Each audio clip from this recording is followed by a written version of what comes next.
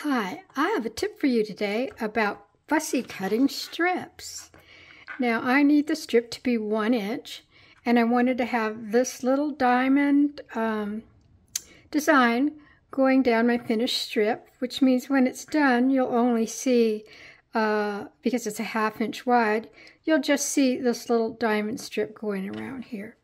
So what I like to do is I like to find the side of my ruler where it doesn't have the large fat line on the 1/2 inch, but right here it does. And what I'll do is I'm going to come, it has a thinner line, so I'm going to come along with my double stick tape.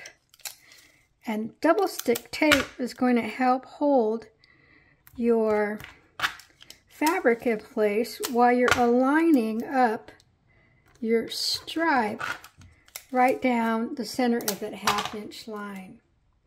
Now I put it all along my edge so that I can get it exactly where I want it to go.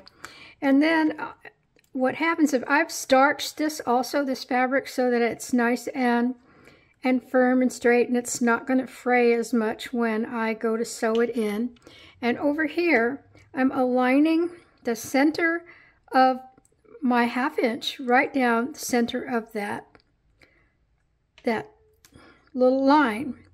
And as I'm going along, I'm pushing my ruler down, and I'm holding it up with my other hand on this end, so that I'm holding it up, and then I can align right down the center of that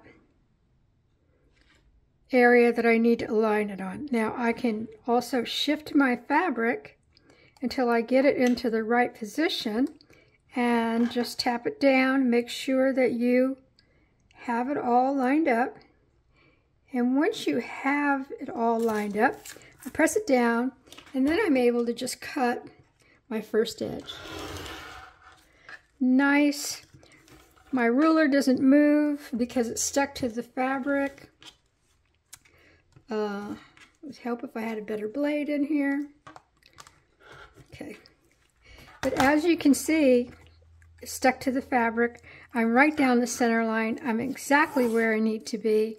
And then I would turn this strip around, and I would do the very same thing and cut my second edge and end up with my really nice fussy cut strips.